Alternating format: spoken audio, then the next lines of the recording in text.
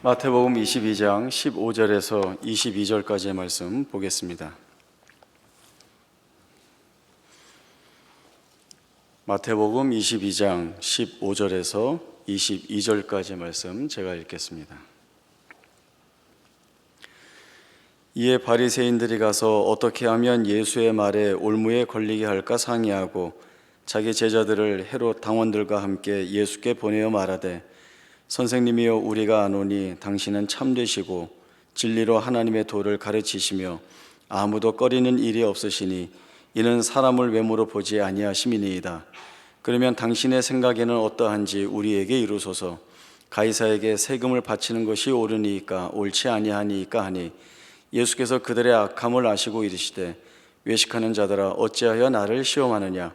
세금 낼 돈을 내게 보이라 하시니 데나리온 하나를 가져왔거늘 예수께서 말씀하시되 이 형상과 이 글이 누구의 것이냐. 이르되 가이사의 것이니이다. 이에 이르시되 그런즉 가이사의 것은 가이사에게 하나님의 것은 하나님께 바치라 하시니 그들이 이 말씀을 듣고 놀랍게 여겨 예수를 떠나가니라. 아멘. 예수님의 공생의 사역 당시 종교 지도자들에게 있어서 예수님은 민중을 선동하여서 사회를 혼란케 만드는 사람이고 또 자기들의 기득권에 강하게 반발하는 사람이고 그래서 자기들의 힘으로 어쩔 수 없는 사람이라고 여기고 있었습니다. 처음에는 예수라고 하는 이 사람이 도대체 어떤 인물인가 하여서 예의주시했지만 예수님의 공생의 사역 후반기로 가면 갈수록 더욱더 이 예수에 대한 강한 불신과 또 대적을 이루게 됩니다. 그래서 모일 때마다 어떻게 하면 이 예수를 죽일 수 있을까 모의하고 의논하게 됩니다. 오늘 본문도 그런 기류 속에서 벌어진 사건입니다. 예수님이 자신들을 찾아온 사람들로부터 질문을 받습니다. 이들은 바리새인과 헤롯 당원들입니다. 이들의 질문은 우리가 세금을 내는 것이 옳습니까? 옳지 않습니까? 라고 하는 질문을 던졌습니다. 우리에게 이 질문은 사실은 쉬워 보이지만 예수님 당시의 유대 사회의 배경 속에서 보면 결코 간단하지 않습니다. 왜냐하면 정치적 신념과 또 종교적 신념으로 인하여서 많은 논쟁거리가 있고 또 이 부분에 대한 결론들이 해소되지 않은 시대적 분위기가 있기 때문에 그렇습니다. 당시 유대는 로마 제국의 통치 아래에 있었기 때문에 정해진 세금을 내야 했습니다. 그러나 유대인들로서는 마땅히 내어야 하는 세금으로 이해하고 있지는 않습니다. 왜냐하면 일단 하나님 나라의 백성인 자신들이 세상 나라의 정부에 대해서 세금을 낸다는 것 자체를 굉장히 굴욕적인 것으로 여기고 있었습니다. 또 여러 가지 상황들이 많이 있는데 이 당시에 로마 제국은 자신들의 통치의 하나의 수단의 확인으로 자신들이 통용하는 화폐를 쓰도록 했습니다. 나중에 예수님이 가져와 봐라 한 그 동전인데 드라크마입니다. 여기에는 로마 황제의 초상이 그려져 있고 그 밑에는 그 황제를 지칭하는 이는 신의 아들이다 라고 하는 글귀가 쓰여 있는 겁니다. 그러나 유대인들은 사회에서 강제적으로 통용은 되지만 자신들의 신앙에 따라 이 로마 제국이 통용하는 화폐와는 다르게 자신들의 유대인 공동체 안에서 쓰는 화폐를 따로 두었습니다. 유대인들에게는 세겔이라고 하는 동전이 있는데 이것으로 성전세를 내야 했습니다. 드라크마를 가지고 있어도 성전세를 내기 위해서는 이 세겔로 환전을 해서 내야 하는 겁니다. 왜냐하면 그 황제의 초상화 그리고 또 이가 신의 아들이다라고 하는 그런 글귀가 있는 이방의 돈을 거룩하고 또 그런 하나님의 성전에 성전세로 낼 수 없다는 그런 이유입니다. 이러한 종교적 자부심 속에서 세금 문제는 늘 유대 안에서 총칼이 무서워서 내야 하는 문제이긴 하지만 그러나 여전히 많은 갈등이 있는 내용이었습니다. 이러한 여러 상황이 맞물린 가운데에서 예수님께 가이사에게 세금을 내는 것이 옳습니까? 옳지 않습니까? 라고 하는 이 질문은 그 질문을 던져서 올무를 매려고 하는 입장에서 보면 빠져나갈 수 있는 구멍이 안 보이는, 자신들로서는 굉장히 잘 던진 질문이라고 할 만한 것들입니다. 왜냐하면 예수님께서 가이사에게 세금을 내는 것이 옳다라고 하면 친로마 쪽 성향을 드러내는 것이기 때문에 그동안 예수님에 대하여서 마음을 두고 쫓고 있는 많은 군중들이 예수님으로부터 마음을 돌리고 배척해 만들 수 있는 그런 기회가 될 수 있고, 만약에 예수님께서 가이사에게 세금을 내는 것이 옳지 않다라고 한다면 로마 정부에 대항하는 것이기 때문에 이 일을 근거로 하여서 예수님을 제거할 수 있는 기회를 찾아볼 수 있기 때문에 그렇습니다. 예수님은 이러한 악한 의도를 가지고 찾아온 것을 알고 계시죠. 사람들에게 동전을 가져와라. 이 동전에 누구의 형상과 글이 있느냐? 가이사의 것입니다.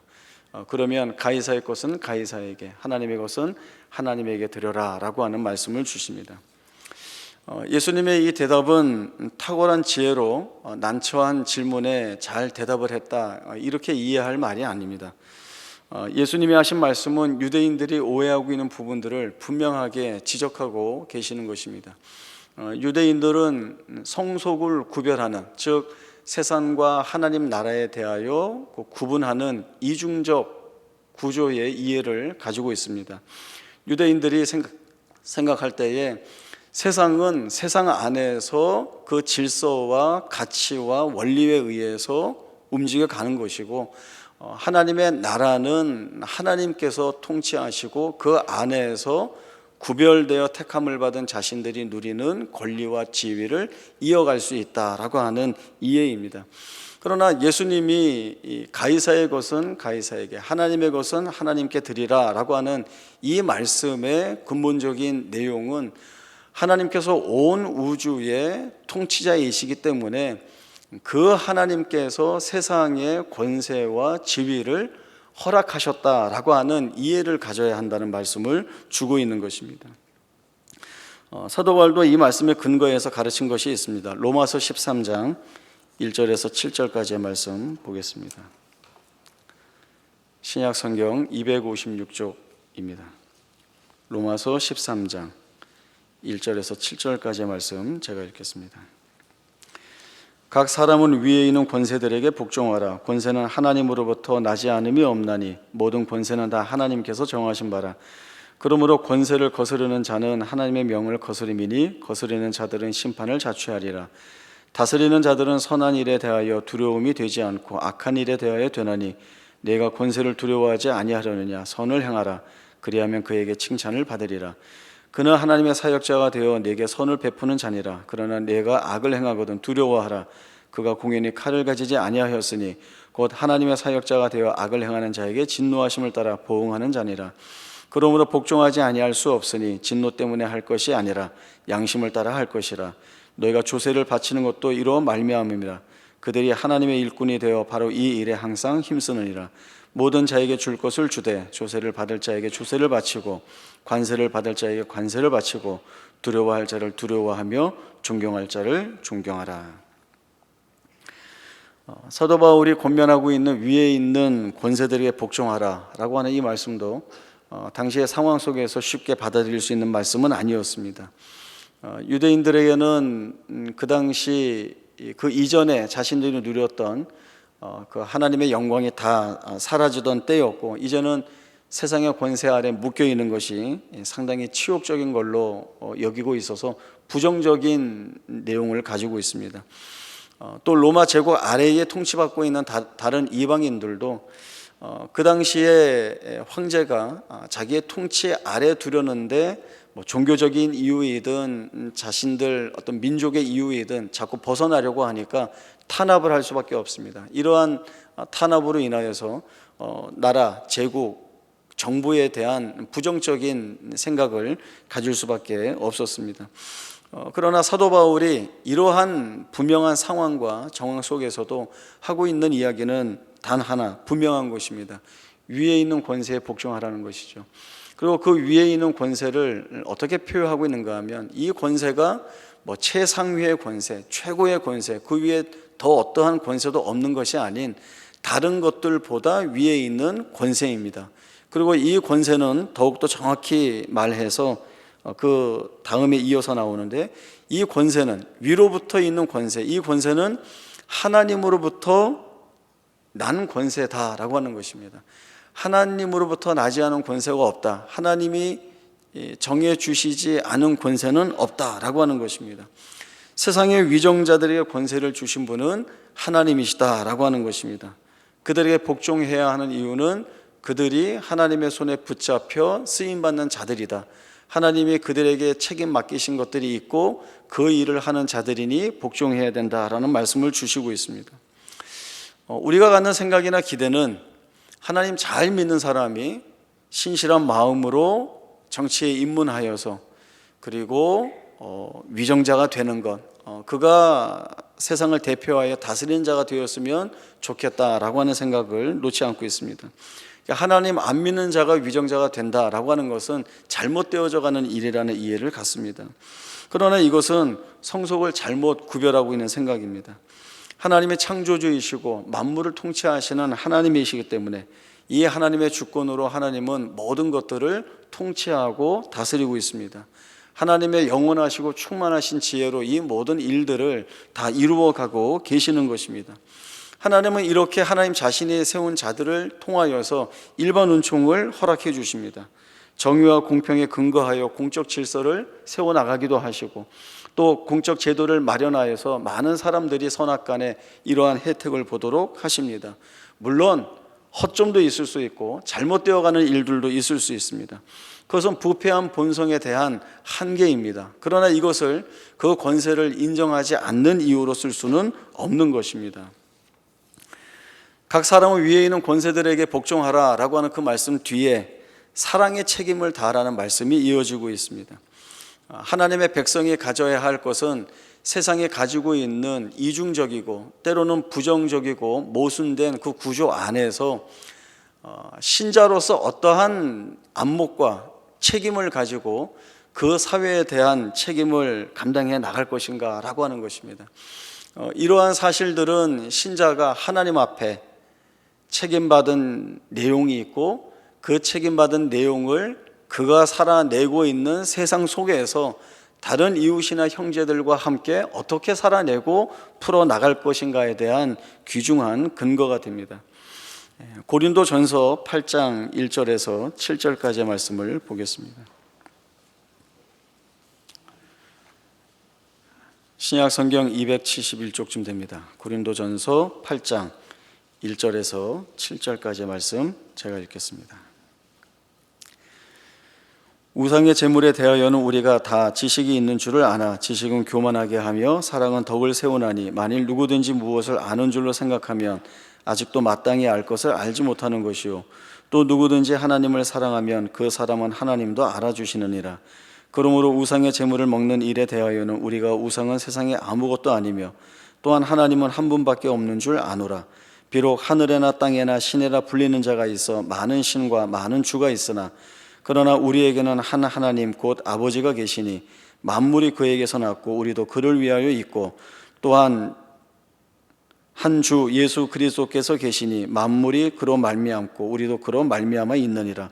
그러나 이 지식은 모든 사람에게 있는 것이 아니므로 어떤 이들은 지금까지 우상에 대한 습관이 있어 우상의 제물을 알고 먹는 거로 그들의 양심이 약하여지고 더러워지느니라.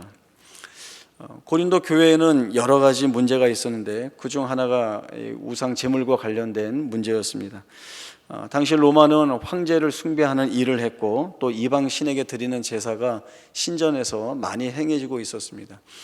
이 당시에 시장에 나오는 모든 육류들은 다 이 이방 제사, 우상에게 드려졌다 나오는 제물들입니다. 신자 입장에서 볼 때 우상 앞에 제사 드려지고 나온 이 고기를 먹어도 되느냐 되지 않느냐라고 하는 질문이 나오게 되어 있습니다.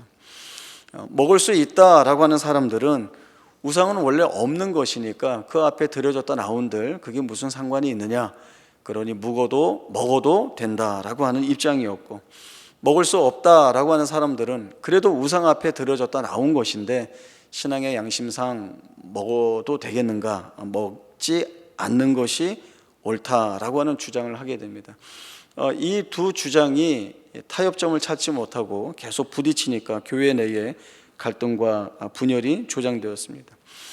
사도 바울은 이에 대해서 우리가 우상은 세상에 아무것도 아니며 또 하나님은 한 분밖에 계시는 줄로 우리가 잘 알고 있다. 그러한 말이 맞다. 그러나 이러한 지식이 모든 사람에게 다 있는 것은 아니다. 어떤 사람들은 우상에 대한 습관 때문에 우상의 제물로 알고 먹으니까 그 연약함을 감싸 주어야 한다라는 말을 합니다.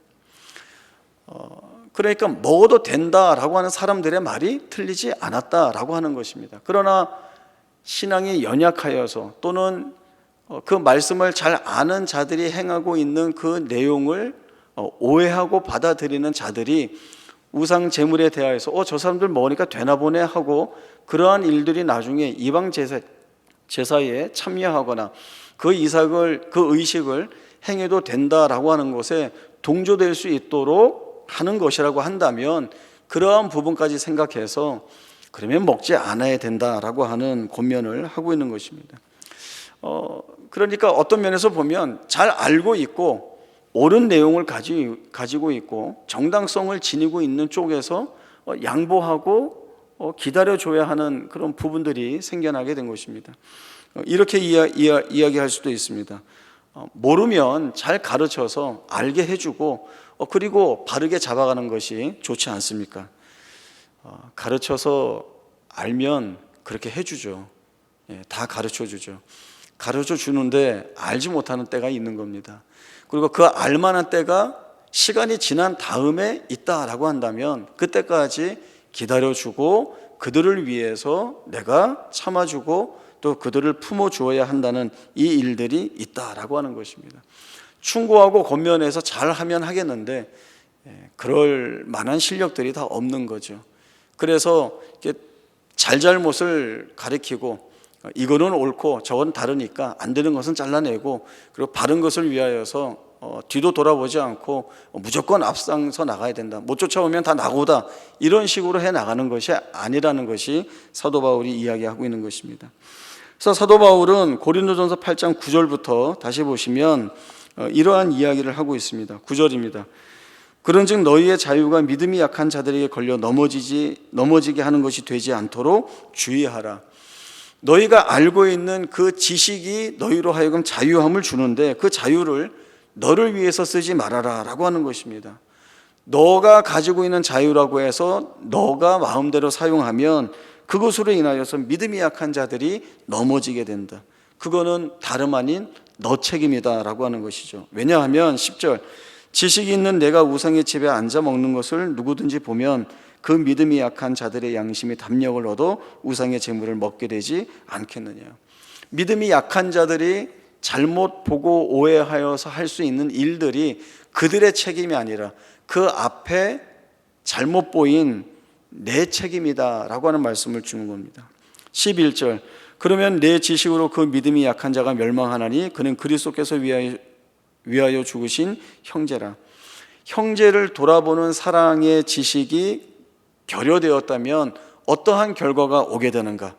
그것은 천하보다 귀한 영혼을 잃게 되는 그러한 결과를 가져온다는 것입니다. 그것은 12절 그 약한 양심을 상하게 하는 것이 곧 그리스도에게 죄를 짓는 것이니라. 그래서 사도 바울은 자기에게 주어진 자유를 믿음이 연약한 형제를 위하여 쓰겠다는 고백을 합니다. 그것이 13절입니다. 그러므로 만일 음식이 내 형제를 실족하게 한다면 나는 영원히 고기를 먹지 아니하여 내 형제를 실족하지 않게 하리라. 우리가 이웃과 형제를 사랑하는 것은 그 넓이와 깊이가 대단히 넓고 깊어야 합니다. 이 출발이 하나님이 주신 주권 아래에서 가져야 하는 이해입니다. 하나님이 가지고 계신 그 주권 또 하나님이 행하시는 섭리 안에서 우리가 바라볼 때에 잘못된 부정적으로 생각할 수 있는 구조적으로 모순이라고 생각할 수 있는 그러한 여러 세상의 질서 안에서도 우리가 이 주권을 이해하고 인정하면서 우리에게 허락된 이웃과 형제에게 어떠한 마음으로 다가가야 하고 또 그에 대한 삶의 내용이 어떠해야 되는가라고 하는 이 모든 일들이 하나님의 주권을 인정하는 가운데에서 전제되어야 한다는 것입니다.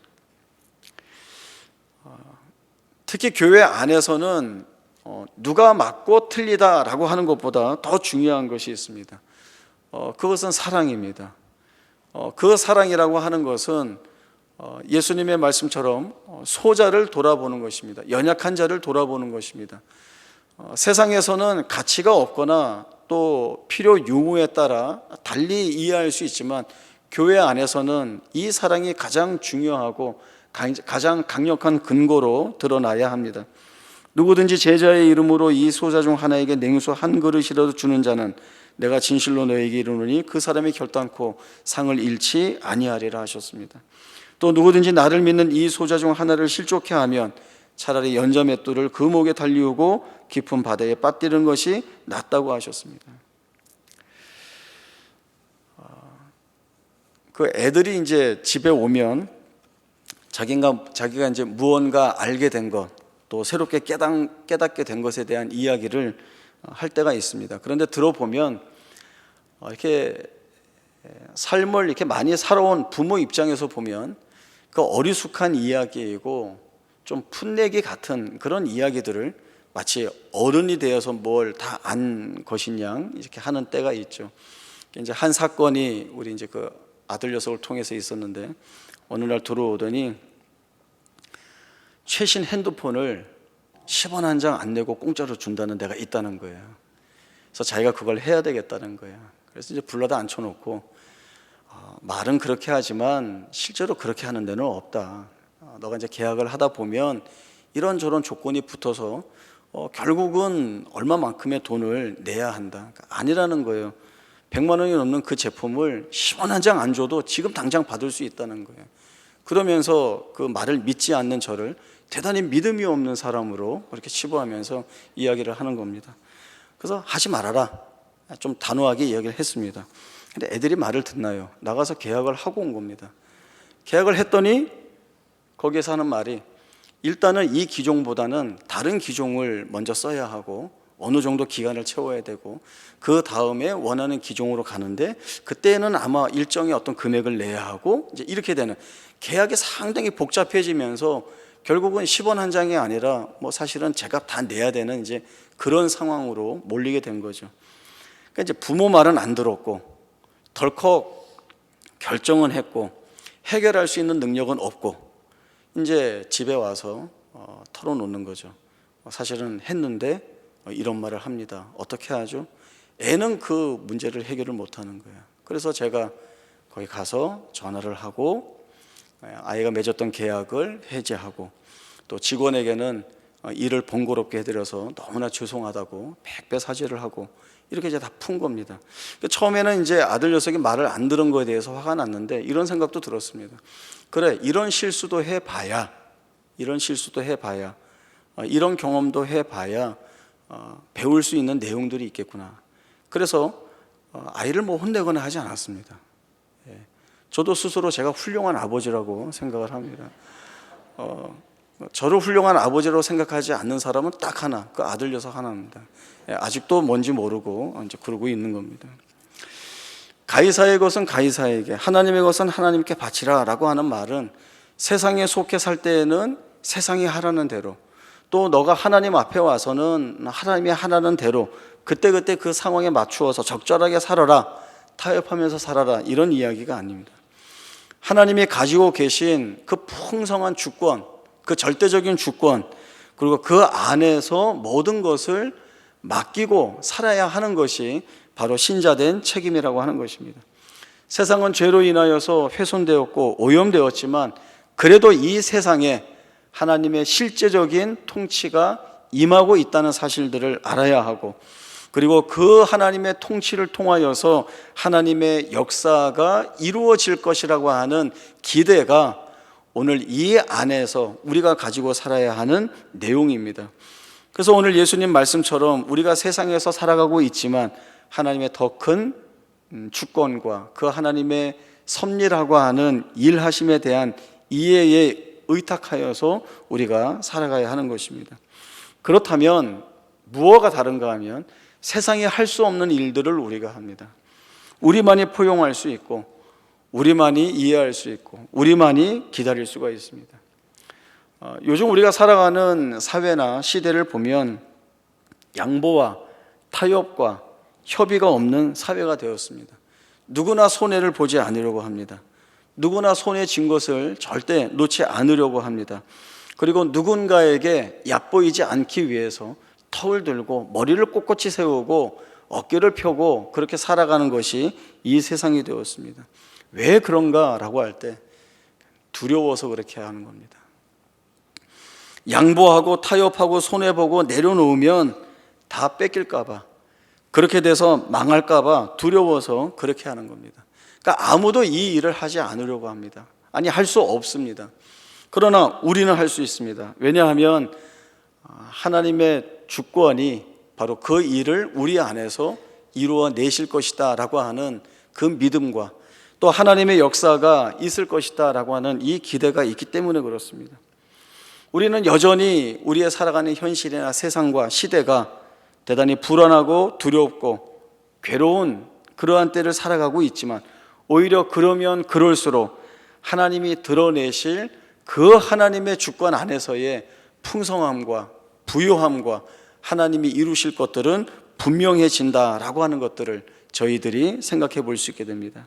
이를 바라보는 믿음이 오늘 우리가 우리의 삶 가운데에서 고백해야 될 내용이고, 그리고 우리가 고백한 이 믿음 때문에 우리는 손해볼 수 있고 내려놓을 수 있고 낮은 자리에 설 수 있고 소자에게 냉수 한 그릇 줄 수 있고, 그리고 누구나 품어낼 수 있는 그 사실은 위대하고 대단한 자리에 설 수 있는 것입니다. 하나님이 우리를 그 자리에 세우시는 것이 하나님이 기뻐하시는 일이고, 또 그 세움받은 자리에서 그 책임을 감당해내는 것이 우리에게 복이고 은혜가 되는 것입니다. 대단히 기쁘고 즐거운 책임과 사명을 부여받고 있다는 생각을 하시고, 여러분 이웃에게나, 이것은 우리 가족끼리 하는 것, 우리 교회 안에서만 하는 것, 내가 아는 사람들하고만 하는 것이 아닙니다. 하나님은 모든 사람들에게 이 일을 하기를 원하고 계십니다. 나와 전혀 상관이 없는 사람, 내가 한번 부딪히고 지나갈 사람들에게조차도 하나님은 친절과 이해와 사랑을 베풀라고 하십니다. 누가 길 가다 길을 물어보시면 그 주소 앞에까지 찾아다 주십시오. 여기입니다. 당신이 찾는 데가 여기입니다 라고 하시고, 누가 가다가 차비 없다고 하면 차비 주십시오.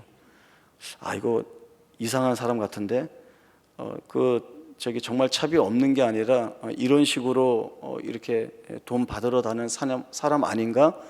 그냥 속아 주십시오.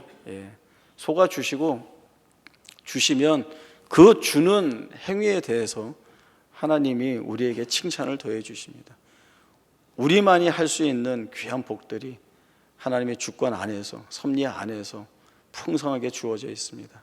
이 귀하고 복된 복들을 우리의 생애 속에서 마음껏 누려내시기를 바랍니다. 기도하겠습니다. 하나님 아버지, 은혜를 감사합니다. 우리가 세상 속에 살고 있기에 세상이 우리를 통치하는가 싶지만, 하나님의 더 크신, 우월하신, 위대하신 하나님의 주권과 섭리가 우리의 생애를 붙들고 있습니다.